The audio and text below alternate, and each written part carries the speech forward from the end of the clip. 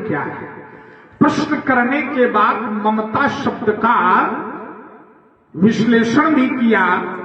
विश्लेषण क्या प्रकार बताया, ममता का विश्लेषण नहीं किया, प्रकार बताया। क्या प्रकार बताया कि ममता दो प्रकार की होती है। एक ममता वह होती है जो व्यक्ति को परमात्मा से होती है, परमात्मा के चरणों से होती है, और एक ममता होती है सांसारिक। सांसारिक माने संसार से होती है। तो जो संसार के प्रति ममता है वो वासना है, और जो परमात्मा के प्रति ममता है वो उपासना है। तो दो बातें निकल कर आई।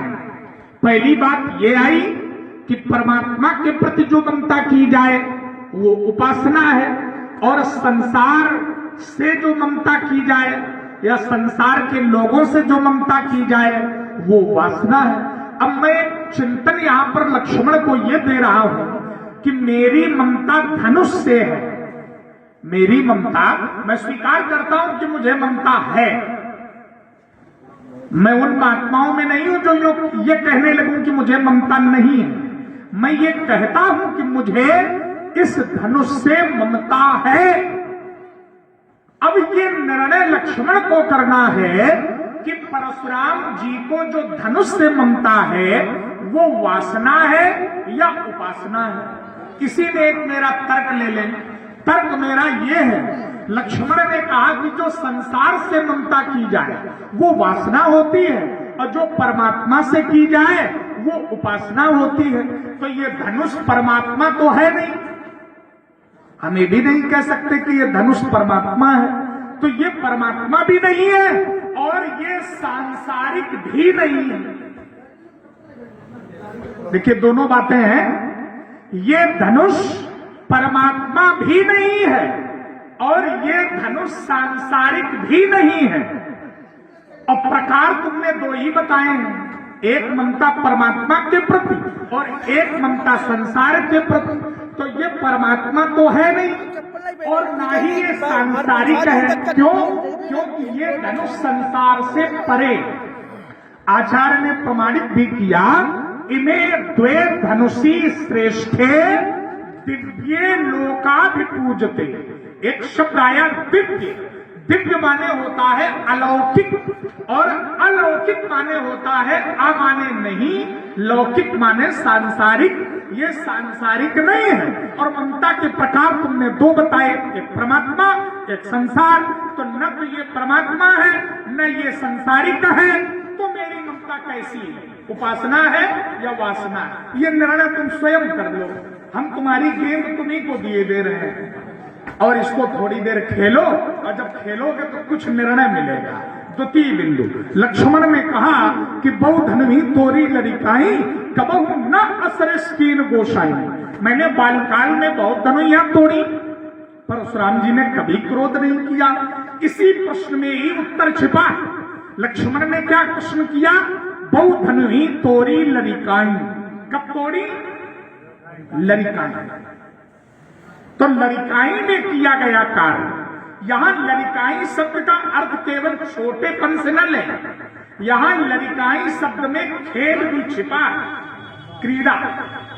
बहु धनुई तोरी लड़िकाई। यद्यपि धनु ही नहीं है वो धनुष, लेकिन लघुतावाची संज्ञा के कारण लघुतावाची क्रिया का प्रयोग आचार्य ने किया है। बहु धनुई तोरी कब? लड़िकाई। लड़िकाई का तात्पर्य क्रीड़ा में, लड़िकाई का तात्पर्य खेल में।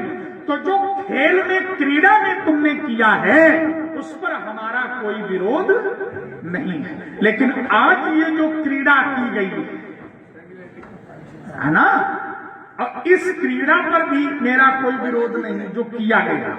अंतर है क्या? नृत्य नहीं करनी है कि राजा जनक ने प्रण इसलिए किया, राजा जनक को राजाओं का गर्व दूर करना था इसलिए प्रण किया। एक बात हमारी बड़ी ध्यान से सुन लो राजकुमार, मेरा विरोध धनुष के टूटने पर नहीं है, तात्पर्य धनुष के तोड़े जाने पर नहीं है। धनुष तोड़ा गया इस पर मेरा विरोध नहीं है। अगर इस पर मेरा विरोध होता तो राजा जनक से मैं ये प्रश्न नहीं करता कि कहु जड़ जनक धनुष के ही तोड़ा, तब मेरा प्रश्न ये होता कि राजा जनक तुमने धनुष क्यों तोड़वाया। अगर मेरा धनुष तोड़ने का विरोध होता तो मैं राजा जनक से ये नहीं प्रश्न करता कि धनुष किसने तोड़ा है, प्रश्न ये होता कि धनुष क्यों तोड़वाया। लेकिन राजा जनक से मैंने ये नहीं पूछा कि धनुष क्यों तोड़वाया, मैंने अपनी बात कही। अतृषि बोले वचन कठोरा, कहु जड़ जनक धनुष के तोरा, वेग दिखाओ मूढ़ न तयाजू, और उलटो मही जाहलहि तू राजू। तो धनुष के तोड़ने का विरोध तो बेटा हम करने आए नहीं है, हाँ धनुष तोड़ने वाले को शत्रु माना है। अब देखिए जरा, शत्रु माना क्यों है, शत्रु क्यों माना है, इसका एक उत्तर है, इसका एक कारण है, इसमें एक रहस्य है। केवल शत्रु इसीलिए नहीं माना जाता है कि इसको मार देंगे। शत्रु शब्द की जब परिभाषा व्याकरण के आचार्यों ने की तो अच्छी परिभाषा की, कहा कि समक्ष जो व्यक्ति खड़ा है, हमारे समक्ष जो व्यक्ति प्रस्तुत है, उपस्थित है, उस व्यक्ति के परीक्षण करने के लिए, उस व्यक्ति का परीक्षण करने के लिए, उस व्यक्ति का स्वाभाविक परीक्षण करने के लिए आप उससे यदि विरोध प्रस्तुत करते हैं तो वह व्यक्ति अपना स्वभाव और प्रभाव व्यक्त करने लगता है। धनुष तोड़ने वाले को शत्रु मानने का भाव यही है, मैं भी तो जानूं कि वो कितना बलवान है, मैं भी तो जानूं कि वो कितना महान है, मैं भी तो जानूं वो कितना श्रेष्ठ है, मैं भी तो जानूं कि ऐसा कौन योद्धा है जिसने भगवान शंकर के धनुष का खंडन किया है। उसके बलाबल का परीक्षण, उसके स्वभाव का परीक्षण, उसकी श्रेष्ठता का परीक्षण, उसकी महानता का परीक्षण आज मैं शत्रु मान करके करूंगा।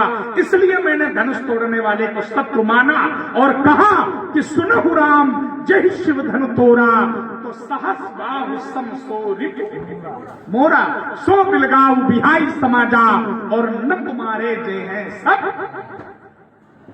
ये मूल उद्देश्य है मेरा शत्रु मानने का, उसके स्वभाव का परीक्षण, वो कितना महान है, वो कितना श्रेष्ठ है, वो कैसा है, ऐसा जानने के लिए मेरा ये भाव है, मेरा ये उद्देश्य है, मेरा ये मार्ग है कि वो मेरा शत्रु है, वो मेरा शत्रु है। अब शत्रु पर थोड़ा चिंतन करो, शत्रु शब्द पर थोड़ा विचार करो, कुछ न कुछ निर्णय अवश्य मिलेगा। अस्तु रे नृप बालक कालवश, बोलत तो ही न संभार। अरे राजा के लड़के, तुम संभाल कर नहीं बोलते, बोलत तो ही न संभार। और धनु ही त्रिपुरारी धनु, क्या तुम्हारे द्वारा तोड़ी गई धनु यहां भला भगवान शंकर के धनुष की बराबरी में हो सकती? कदापि नहीं। विदित सकल संसार, ये तो सारे संसार में विदित है। अस्तु पुनर्विचार की आवश्यकता है। देखिए महाराज, आप कह रहे हैं कि निर्णय कुछ न कुछ निकलेगा, निर्णय निकालने के लिए ही हम और आप प्रस्तुत हुए, तो निर्णय तो कुछ न कुछ निकलेगा ही। अब ये बात अलग है कि आपने जो निर्णय निकालने का प्रयास किया है उस पर जरा मैं चिंतन किए लेता हूं। इन्होंने एक शत्रु शब्द की परिभाषा ये बताई कि सामने वाले व्यक्ति के स्वभाव और प्रभाव के परीक्षण के लिए उसे शत्रु माना जाता है। ठीक है, जरा ध्यान देना। जबकि इनका चरित्र क्या कहता है, सीधे सीधे जरा देख लिया जाए। इन्होंने कहा कि धनुष तोड़ने पर मेरा कोई विरोध नहीं है। ध्यान देना जरा, ये कह रहे धनुष टूट गया, मेरा इस बात पर कोई विरोध नहीं है, धनुष तोड़ने पर मेरा कोई विरोध नहीं है। जबकि चरित्र तो यही कहता है कि परशुराम का विरोध धनुष तोड़ने पर ही है, और यदि तोड़ने पर न होता, आप शत्रु शब्द की परिभाषा बता रहे हैं। अरे शत्रु आपने माने इसीलिए है धनुष तोड़ने वाले को। ध्यान देना जरा, आप शत्रु शब्द की परिभाषा बाद में बताओ। शत्रु आपने धनुष तोड़ने वाले को इसीलिए माना है क्योंकि धनुष तोड़ने वाले ने धनुष को तोड़। प्रमाण क्या कहता है, जरा प्रमाण देखो। सुनो राम जय शिव धनु तोड़ा, सुनो राम जय शिव धनु तोड़ा, हे राम सुनो, जिसने धनुष तोड़ा है वह मेरा शत्रु है। लक्ष्मण शत्रु नहीं हो गया, राजा जनक शत्रु नहीं हो गए, यहां के लोग शत्रु नहीं हो गए। क्यों नहीं हो गए? क्योंकि इन लोगों ने धनुष को नहीं तोड़ा है। सुनो राम, जय जय माने जिसने धनुष तोड़ा है वह मेरा शत्रु है। अर्थात धनुष जिस व्यक्ति ने नहीं तोड़ा है वह परशुराम जी का शत्रु नहीं है, और जिस व्यक्ति ने धनुष को तोड़ा है वह परशुराम जी का शत्रु। अब यदि धनुष तोड़ने वाला जो भी है, यदि वो धनुष न तोड़ता तो क्या परशुराम जी उसे अपना शत्रु मानते? नहीं मानते। शत्रु इसीलिए माना है क्योंकि धनुष तोड़ने वाले ने धनुष को तोड़ दिया है। और यही प्रश्न इनका राजा जनक से भी था कि कहु जड़ जनक धनुष के ही तोड़ा। तो लड़ाई तो तोड़ने पर है सारी। और आप कह रहे हो कि शत्रु हमारा तोड़ने पर कोई विरोध है नहीं, धनुष टूटने पर हमारा कोई विरोध है नहीं है। तो ये बात बन नहीं रही, कहीं ना कहीं चरित्र से नहीं जुड़ रही है। अब आप ये बता रहे हो अपनी बात स्थापित करने के लिए कि हम उसके स्वभाव और प्रभाव का परीक्षण करना चाहते हैं, इसलिए शत्रु मान रहे हैं। हम देखना चाहते हैं कि कितना बलवान है। देखिए, उसके स्वभाव प्रभाव को यदि देखना चाहते हो कि कितना बलवान है, तो बलवान इसी बात से ये पता चल जाता है कि जिस धनुष को 10,000 राजा तक नहीं उठा सके, तिल भरी भूमि न सके उछड़ाई, यहां तक भी कहा गया कि भूप सहस 10 एक ही 12 और लगे उठावन टरई ना। तो जिस धनुष को 10,000 राजा नहीं उठा सके, उस धनुष को धनुष तोड़ने वाले ने अकेले ही तोड़ दिया। तेई क्षण मध्य अमुख धनु तोड़ा। तो क्या इस बात से ही उसके बलवान होने का प्रमाण नहीं मिलता? चलिए इसको न मानो, दूसरा प्रमाण ले लो। आप उसके स्वभाव और प्रभाव को जानना चाहते हैं, जबकि स्वभाव और प्रभाव दिखाई ऐसे पड़ रहा है कि जैसे ही धनुष तोड़ने वाले ने धनुष तोड़ दिया तो सीता ने धनुष तोड़ने वाले के गले में जयमाला सुशोभित या जयमाला अर्पित कर दी। और प्रमाण भी देखिए मिलता है, गावई छवि अवलोक सहेली अस्सी जयमाल अमुखपुर मेली। और जयमाल कैसी है? जयमाल साधारण है नहीं, इस पर ध्यान देना है। जयमाल साधारण है नहीं। जयमाल कैसी है? तो कहा कर सरोज जयमाल सुहाई और विश्व विजय शोभा चिन्ह छाई। जिस माला में विश्व विजय की शोभा है, विश्व विजय की शोभा जिस माला में है, वो माला धनुष तोड़ने वाले को पहनाई गई है। तो जब विश्व विजयी माला उसको पहनाई गई है तो आप हमें परीक्षण करने को बाकी है भाई। विश्व विजय की माला जिसके गले में पड़ी है, मानो जो जीत जाए, ऐसे समझो शुद्ध भाषा में, जो जीत जाए विजय माला उसे मिल जाए, फिर कोई ताल ठोके कि हम देखें कितना बड़ा बलवान, तो बात कुछ कम बनेगी, है ना? बात जो है वो कुछ कम बनेगी। तो विश्व विजय की माला से ही आपको ये समझ लेना चाहिए कि धनुष तोड़ने वाले का प्रभाव कोई साधारण अधिक प्रभाव, ऐसा नहीं कि आपके सामने वो प्रभाव न आया हो। ये भी ध्यान देना, जो आप ये कहें कि हमारे सामने ऐसा कोई प्रभाव आया नहीं इसलिए हमने जाना नहीं, तो वो प्रभाव जिसे विश्व विजय की माला मिली है, वो प्रभाव आपके सामने भी आया। अब प्रमाण यहां से ले लीजिए। अमुख चितई रहे थकी लोचन और रूप अपार मार मद। परशुराम जी ने जब उस दिव्य शक्ति को देखा या दिव्यतम शक्ति को देखा तो स्थिति ये बन गई कि अमुख चितई रहे थकी लोचन। परशुराम जी के नेत्र थक गए। तो परशुराम जी के नेत्र यदि थकेंगे तो साधारण प्रभाव वाले को देख करके कि असाधारण प्रभाव वाले को देख करके? जो असाधारण प्रभाव का धनी व्यक्तित्व होगा, उसी को देख करके परशुराम जी के नेत्र थकेंगे। साधारण स्वभाव और प्रभाव वाले व्यक्ति को देख करके परशुराम जी के नेत्र नहीं थकेंगे। तो वो प्रभाव आपके सामने भी आया, अब आप उसको समझ न पावे तो इसमें भी हमारा कोई दोष नहीं है।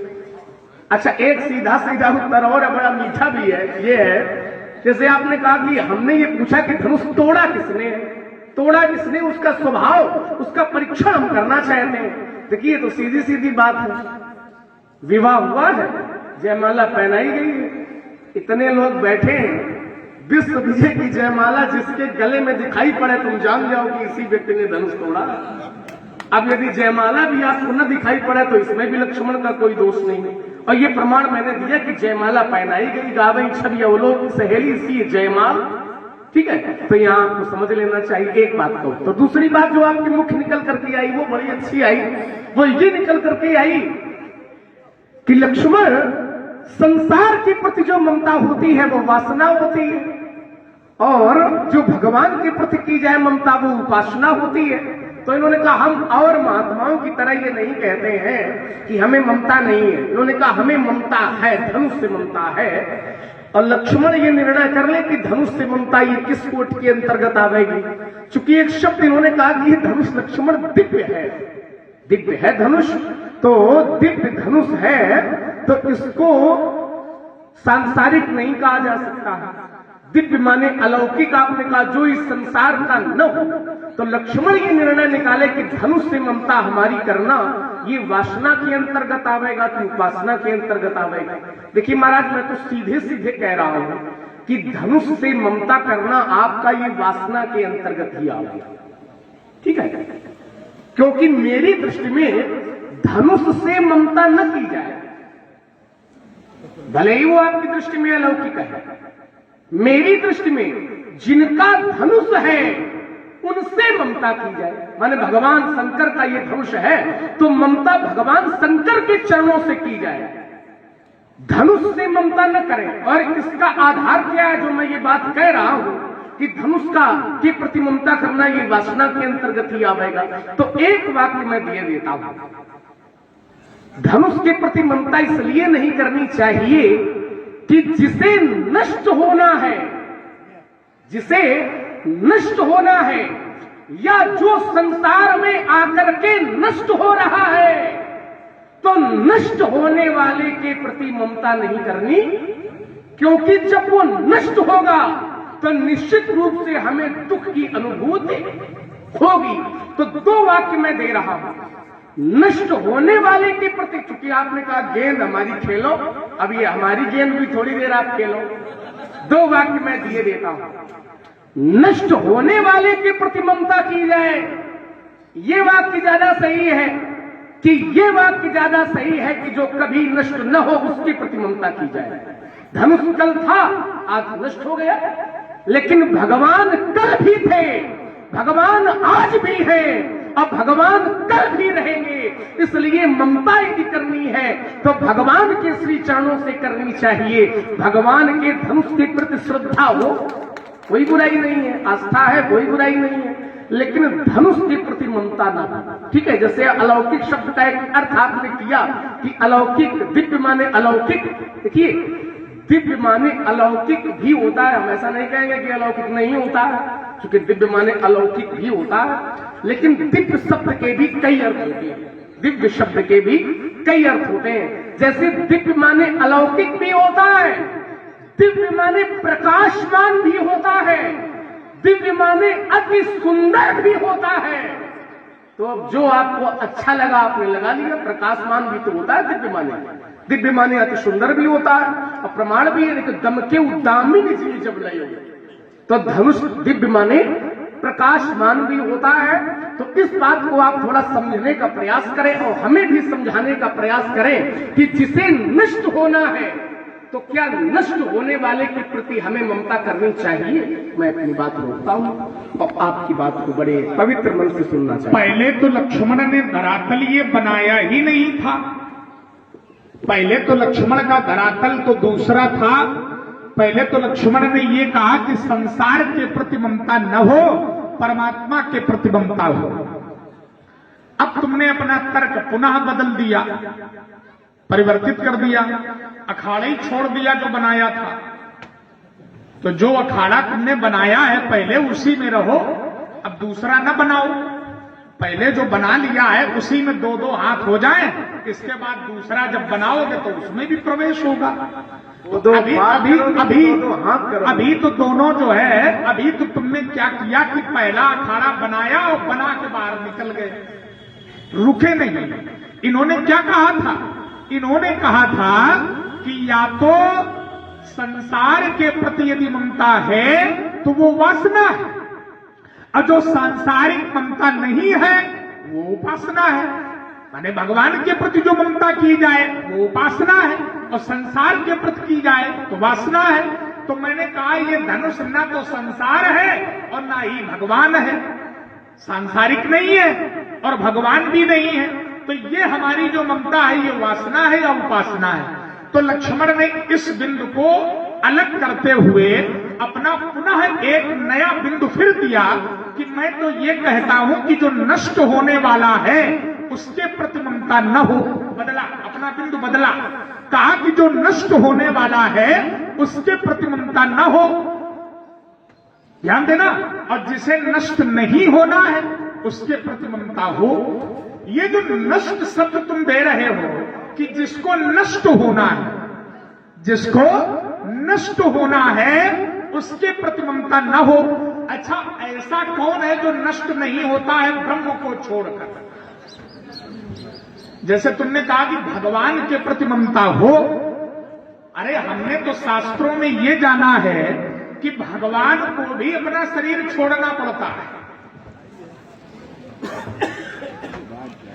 मैंने तो ये भी जाना है कि भगवान को भी अपना शरीर छोड़ना पड़ता है।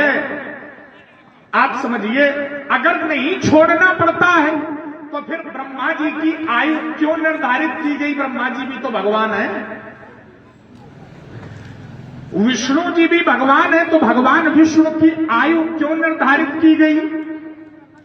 हाँ, पूजा नहीं होती लेकिन भगवान तो है, उनके लिए भगवान शब्द का प्रयोग है। तुमने कहा कि जो नष्ट न हो यानी भगवान, तो अब हम भगवान पर चोट कर रहे हैं। ब्रह्मा भी भगवान है और ब्रह्मा की आयु निश्चित है, विष्णु भी भगवान है, विष्णु की भी आयु निश्चित है, शिव भी भगवान है, शिव की भी आयु निश्चित है। और मुझे तो ऐसा ज्ञात हुआ गुरुजनों के माध्यम से कि एक दिन इन सब को, ब्रह्मा को, विष्णु को, शिव को, इन सब को उन्हीं तत्वों में विलीन होना पड़ता है जिन तत्वों से इनका शरीर बनता है। हमें भी सुन ले, थोड़ा अच्छा लगे तो सुने। तो इस पर विचार करिए। तुमने कहा कि भगवान जो नष्ट नहीं होते हैं, तो नष्ट शब्द पर हमारा कोई विश्लेषण नहीं है, लेकिन विश्लेषण शरीर के छोड़ने पर है। हम ये नहीं कहेंगे कि भगवान नष्ट होते हैं, हम ये नहीं कहेंगे कि ब्रह्मा जी नष्ट होते हैं। नष्ट होना ये कहना थोड़ा अनुचित है, लेकिन हम ये जरूर कहेंगे कि ब्रह्मा भी अपना शरीर छोड़ते हैं जब उनकी आयु पूर्ण हो जाती है। और ममता तुम कह रहे हो कि शंकर जी से करो, भगवान से करो। मेरी जानकारी में तो ये आया है राजकुमार कि चाहे संसार से हो और चाहे भगवान से हो, लेकिन ममता वहां करनी चाहिए जहां से ज्ञान मिल रहा हो, ममता वहां करनी चाहिए जहां से भक्ति मिल रही हो, ममता वहां करनी चाहिए जहां से विद्या मिल रही हो, ममता वहां करनी चाहिए जहां से परमात्मा मिल रहे हो। जैसे एक भक्त को अपने शरीर से ही ममता है, वो कहते हैं कि यद्यपि शरीर से ममता करना वासना है, लेकिन मुझे इस शरीर से भगवान की भक्ति मिली है, इसलिए मेरी इस शरीर पर ममता है। आचार्य ने कहा, एहि तन प्रभु भगति में पाई, तो ताते मोहि ममता अधिकारी। अब तुम कह रहे हो कि जो नष्ट होने वाला है उसके प्रति ममता न हो, ध्यान देना, जो नष्ट होने वाला है, शरीर को तो नष्ट होना ही है, होना है कि नहीं होना है। महाप्रलय, प्रलय, नैमित्तिक प्रलय, महाप्रलय, फिर एक प्रलय ऐसी आती है जब जल के अलावा कुछ बचता ही नहीं है, केवल परब्रह्म ही बचते हैं। करार विंदे नपदार विंदम मुखार विंदे विनमे शयंतम पटस्य पत्रस्य पुटे शयानम। संसार में सब कुछ जलमग्न हो जाता है, तब उस वट वृक्ष के पत्ते पर वो भगवान क्रीड़ा करते हैं और वही शेष रहते हैं, क्योंकि वही पूर्ण है। ओम पूर्णमदः पूर्णमिदं पूर्णात् पूर्णमुदच्यते पूर्णस्य पूर्णमादाय पूर्णमेवावशिष्यते। तो विचार करना है कि जब नष्ट शरीर भी होता है तो उस भक्त को शरीर के प्रति ममता है, तो क्या उसे वासना मान लिया जाए? मेरी दृष्टि में वो वासना नहीं है। क्यों? क्योंकि उसे शरीर से भक्ति मिली है, इसलिए ममता वासना युक्त नहीं है, उपासना युक्त है। आप कुछ बोलना चाहेंगे? हाँ सर,